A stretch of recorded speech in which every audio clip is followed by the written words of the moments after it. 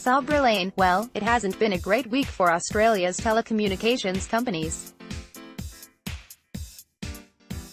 Telstra has revealed it's cutting its workforce by a quarter, axing 8,000 jobs as part of a major restructuring of the company. And Optus' efforts in broadcasting the World Cup, well, that's flopped.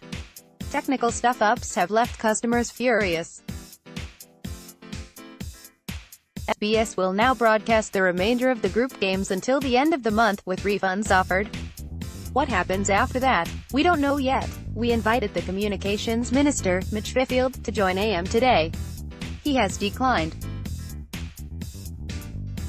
So instead, we're joined by the Shadow Minister, Michelle Rowland. Good morning and welcome to AM. Michelle Rowland, good morning. SABRA LANE. First to Telstra. The ACTU says that Telstra should reinstate the 8,000 jobs, and that it's a betrayal. What do you think, Michelle Rowland? Firstly, this is devastating news for those 8,000 workers. They're 8,000 real people with bills, with families. And it will be a very tough time for them. Certainly no one wants to see job losses, and certainly job losses of this scale. Telstra will have to explain the reasons for that. In its investor announcement yesterday, it said that this was part of long-term cost-cutting measures over the next few years. Indeed, it's someone that no one would want to see. SABRA LANE. Do you think that those jobs should be reinstated? Michelle Rowland. Well, again, that's for Telstra to make up its mind. One thing I would, SABRA LANE. What did you think about, Michelle Rowland? I would point out, SABRA LANE. I was just going to say, what did you think of that statement yesterday? Michelle Rowland. Well, look, one thing I would point out, and the statement had a couple of elements. The first and most notable one, of course, being the job cuts. It said that those job cuts would be in management positions, so a flattening of the management structure. And Labour's concern is to ensure that that doesn't impact on consumers and on customer service. Now, again, that's a matter for Telstra to manage, but that's something that we should watch very closely. And we should also ensure that all of those affected workers have their full entitlements provided to them, and Telstra has given assurances to that effect. You're right, SABRA. It was a very widely anticipated investor update. The headline has of course been the unfortunate scale of those job losses, that they occurred, but also the scale of them. The other is, Telstra is looking at simplifying a lot of its products.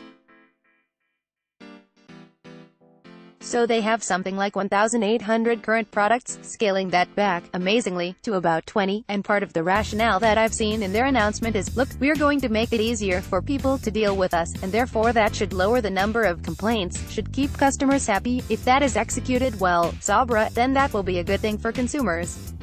SABRA LANE. You're sounding skeptical. Michelle Rowland. I would be skeptical in the sense that, if these job losses actually go towards delivery of that, then that would not be a good thing.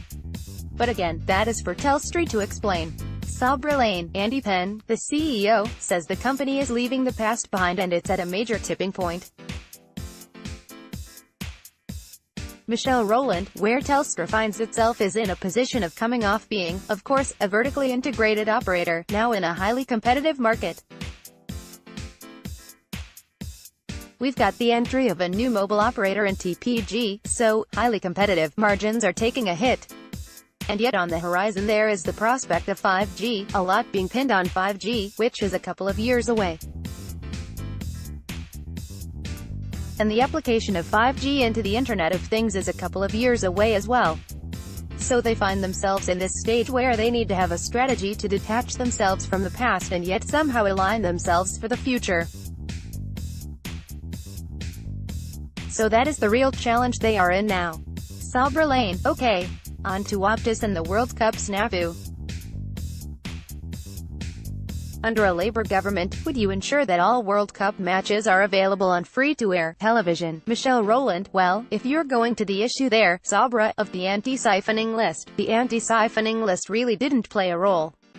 I think we just need to make that clear. The deal that Optus did with SBS, the rights around that, SABRA LANE, yeah, a little bit complex, yeah?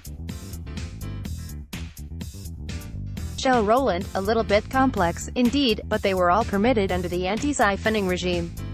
What I would note is that, for decades, Australians have enjoyed this on the SBS. The SBS has been the home of the World Game. It's marketed itself as such, and I think it's been widely appreciated by football fans around Australia.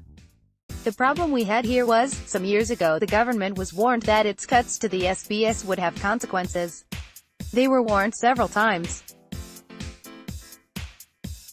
CEO Michael Abbott even made it clear that they would have to look at making savings.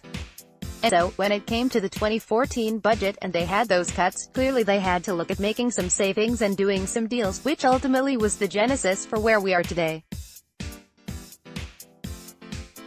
SABRA Lane, but there isn't an endless stream of money that can go to the broadcasters. Ultimately, that was SBS' decision to on-sell part of the rights to Optus. And Optus has copped huge brand damage over this. So surely, doesn't the responsibility lie with Optus? Michelle Rowland, the interesting point here, I think there's two really interesting points. The first is, the hero that's come out of this in the last couple of days in particular is good old free-to-air, linear TV provided by a public broadcaster. And so much for people who said linear TV was dead. For time-critical events such as live sports, SBS has really been the shining knight, which has been very interesting. But also, the way in which Optus has had to manage this is quite telling. They had some problems initially with their EPL, English Premier League, offering, and we know that telcos are moving more and more into that content space, including the sports space. But to then come back and say, well, we're going to have the rest of group rounds simulcast with SBS, I think, demonstrates that they recognize the value of the platform. They've also gone what they would say is out of their way to compensate fans. I think there's going to be full refunds. There's also going to be Optus Sport provided for free for a couple of months. So, as you say, there has been brand damage and they've really had to go in hard to back their platform. Whether it's by demand or by design that those problems happened, I think they'll continue to investigate. SABRA Lane, Michelle Rowland, Shadow Communications Minister, thank you very much for joining the program this morning. Michelle Rowland, pleasure.